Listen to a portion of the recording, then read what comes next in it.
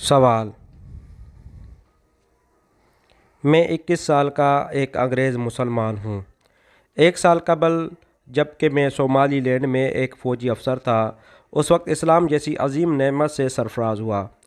میرا سوال اسلام کی سرکاری زبان سے متعلق ہے۔ اس سے بیشتر جب میں مسیحیت کا پیرو تھا، اس وقت میں اپنی عبادت اور کتاب مقدس اپنی مادری زبان انگریزی میں پڑھا کرتا۔ اب جب کہ میں دائرہ اسلام میں آ چکا ہوں تو مجھے نماز اور قرآن کریم دونوں عربی زبان میں پڑھنے پڑتے ہیں۔ اس تبدیلی سے مجھے یہ احساس ہوتا ہے کہ میں عربی کی پابندی کی وجہ سے خواہ اس میں کتنا ہی حسن کیوں نہ ہو، بہت بڑی روحانیت سے محروم کر دیا گیا ہوں۔ میں آپ کا انتہائی سپاسگزار ہوں گا اگر آپ میری اس معاملے میں رہنمائی فرمائیں کہ کیا میں نماز انگریزی میں ادا کر سکتا ہوں۔ اس مسئلے پر شرح صدر حاصل کرنے کے لیے براہ کرم مجھے ان قدیم ائمہ اسلام کے نام بتائیں جنہوں نے اس مسئلے پر اظہار خیال کیا ہو۔ اگرچہ یہ میری ذاتی الجھن ہے، لیکن میں یہ بات قدر وثوق سے کہہ سکتا ہوں کہ یہ چیز خصوصاً یورپ میں بہت سے غیر مسلموں کے اسلام قبول کرنے کے راستے میں حائل ہے۔ لندن میں میرے بعض دوستوں نے مجھے یہ مشورہ دیا کہ میں اس معاملے میں جناب کی طرف رجوع کروں۔ مجھے امید ہے کہ جناب کی رہنمائی میرے لیے انتہائی قیمتی ہوگی۔ جواب: مجھے آپ کے قبول اسلام کی خبر سن کر قلبی مسرت ہوئی۔ میں اللہ تعالیٰ کا شکر ادا کرتا ہوں کہ اس نے ہمارے ایک بھائی کو نور ہدایت سے نوازا ہے، اور دعا کرتا ہوں کہ وہ آپ کو دین حق میں مزید ہدایت اور استقامت عطا فرمائے۔ آپ کو دین کے احکام اور مسائل سمجھنے میں مدد دینے کی خدمت جس حد تک بھی انجام دے سکتا ہوں، اس کے لیے ہر وقت بخوشی حاضر ہوں۔ آپ جب چاہیں میری خدمات سے فائدہ اٹھا سکتے ہیں۔ نماز کی زبان کے بارے میں آپ نے جو سوال کیا ہے، اس کا جواب یہ ہے کہ نماز صرف عربی زبان ہی میں ادا کی جا سکتی ہے، کیونکہ نماز کا سب سے اہم جز قرآن کی تلاوت ہے جو عربی زبان میں نازل ہوا ہے، اور اس کا ترجمہ خواہ کتنا ہی صحیح ہو، بہرحال قرآن نہیں ہے اور نہ اس پر کلام اللہ کا اطلاق ہو سکتا ہے۔ دوسری جو چیزیں نماز میں پڑھی جاتی ہیں وہ سب نبی صلی اللہ علیہ وسلم نے مقرر کی ہیں، اور جن الفاظ میں حضرت صلی اللہ علیہ وآلہ وسلم نے ان کی تعلیم دی ہے، انہی میں ان کو پڑھنا چاہیے۔ دوسری زبان کے الفاظ اول تو ان کے صحیح معنی ادا نہیں کرتے، اور کسی حد تک وہ ادا کریں بھی تو بہرحال وہ پیغمبر صلی اللہ علیہ وآلہ وسلم کے بتائے ہوئے الفاظ کے قائم مقام نہیں ہو سکتے۔ یہی وجہ ہے کہ شروع سے آج تک کے تمام فقہائے اسلام میں اس بات پر متفق ہیں کہ نماز عربی زبان ہی میں ادا کی جانی چاہیے۔ نہ قرآن کے اصل الفاظ کی جگہ ان کا ترجمہ پڑھا جا سکتا ہے، اور نہ نبی صلی اللہ علیہ وسلم کے بتائے ہوئے الفاظ کو دوسرے الفاظ سے بدلا جا سکتا ہے۔ البتہ اس امر میں اختلاف ہے کہ جو غیر عرب انسان نیا مسلمان ہو اور فوراً ہی عربی زبان میں قرآن اور دوسرے اذکار صلوات پڑھنے کے قابل نہ ہو سکے، وہ کیا کرے؟ امام ابو یوسف اور امام محمد، امام ابو حنیفہ کے دو فاضل شاگردوں کی رائے یہ ہے کہ ایسا شخص اپنی زبان میں ترجمہ پڑھ سکتا ہے، مگر اسے جلدی سے جلدی کوشش کرنی چاہیے کہ عربی زبان میں نماز پڑھنے کے قابل ہو جائے۔ امام ابو حنیفہ پہلے اس بات کے قائل تھے کہ عربی زبان کے تلفظ کی قدرت رکھنے والے شخص کے لیے بھی غیر عربی میں نماز پڑھنا جائز ہے، مگر بعد میں انہوں نے اپنی رائے سے رجوع کر لیا اور وہی رائے اختیار کی جو ان کے دو جلیل القدر شاگردوں امام ابو یوسف اور امام محمد نے ظاہر کی ہے۔ لیکن امام شافعی کی رائے یہ ہے کہ نماز کسی حال میں بھی عربی کے سوا دوسری زبان میں ادا نہیں کی جا سکتی۔ جو شخص عربی تلفظ پر قادر نہ ہو، وہ نماز میں سبحان اللہ اور الحمدللہ جیسے مختصر الفاظ پڑھتا رہے، اور اس امر کی کوشش کرے کہ جلدی سے جلدی عربی میں نماز ادا کرنے کی قدرت اسے حاصل ہو جائے۔ ایک ایسی زبان میں نماز پڑھنا جس کو آدمی نہ سمجھتا ہو اور جن کے صرف الفاظ ہی وہ زبان سے ادا کر رہا ہو، بظاہر عجیب معلوم ہوتا ہے، اور سرسری نگاہ میں آدمی اس کو کچھ غیر فطری سا محسوس کرتا ہے۔ لیکن آپ ذرا گہری نگاہ سے دیکھیں تو اس کی عظیم مصلحتیں آپ کے سامنے واضح ہو جائیں گی۔ ایک مذہب کے اپنی اصلی شکل اور روح کے ساتھ برقرار رہنے کا انحصار زیادہ تر اس بات پر ہے کہ اس کی تعلیم اپنے اصل الفاظ میں محفوظ رہے۔ ایک زبان کا ترجمہ دوسری زبان میں کبھی اصل کا قائم مقام نہیں ہو سکتا۔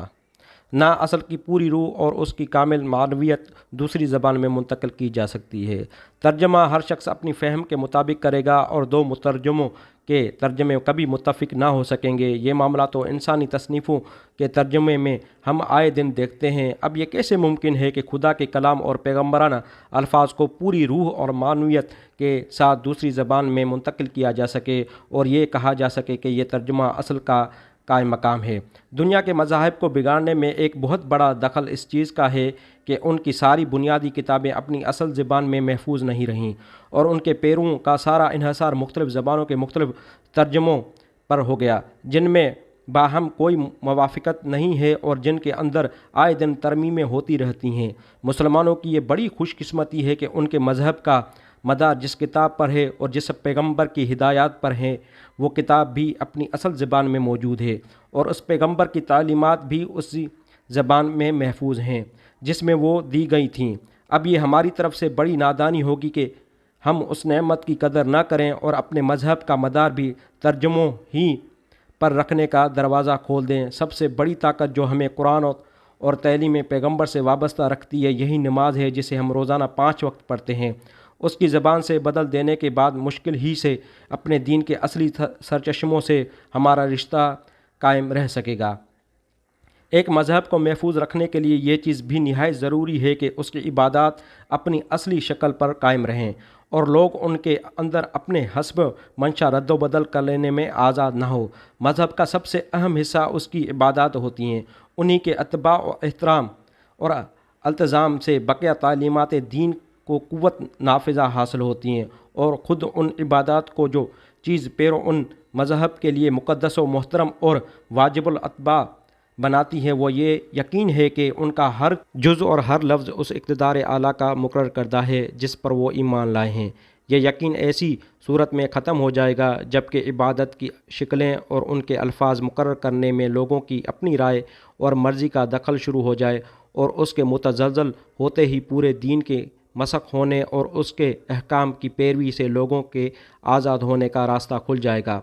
تیسری اہم بات یہ ہے کہ تمام دنیا میں ہر قوم اور ہر ملک کے لیے اور ہر زبان بولنے والوں کے لیے اذان اور نماز کی ایک ہی زبان ہونا وہ عظیم الشان قوت رابطہ ہے جو دنیا بھر کے مسلمانوں کو ایک ملت اور عالمگیر برادری بناتی ہے۔ آپ خواہ اس کرۂ زمین کے کسی گوشے میں چلے جائیں، اذان کی آواز سنتے ہی محسوس کر لیں گے کہ یہاں آپ کی ملت کا کوئی شخص یا گروہ ہے اور وہ نماز کے لیے بلا رہا ہے۔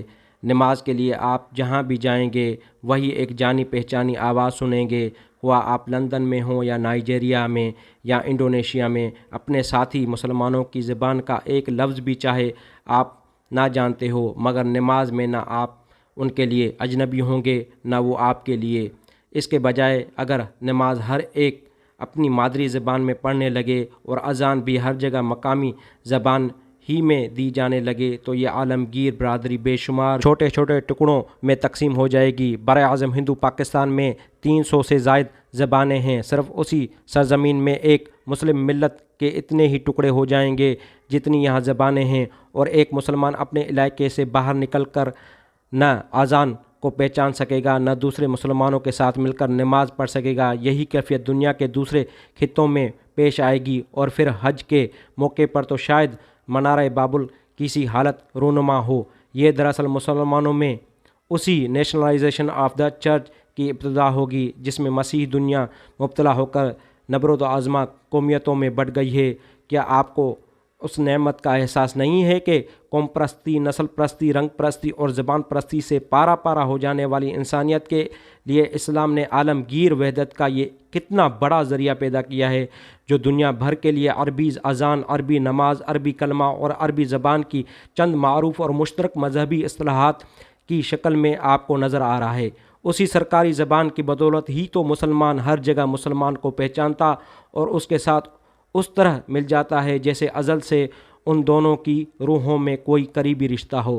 جہاں تک نماز کو سمجھ کر پڑھنے کی ضرورت کا تعلق ہے اس سے انکار نہیں کیا جا سکتا، مگر یہ ضرورت اس بڑے نقصان کو جس کا میں اوپر ذکر کر چکا ہوں انگیز کیے بغیر بھی پوری کی جا سکتی ہے۔ نماز کے لیے قرآن کی چند صورتیں کافی ہیں، اور قرآن کے سوا باقی تمام اذکار جو نماز میں پڑھے جاتے ہیں صرف چند فکروں پر مشتمل ہیں۔ ان کو یاد کرنے کے ساتھ ساتھ ان کا ترجمہ بآسانی ذہن نشین کیا جا سکتا ہے اور اس طرح وہ ضرورت پوری ہو جاتی ہے جسے آپ بجا طور پر روحانی قدر سے تعبیر کرتے ہیں۔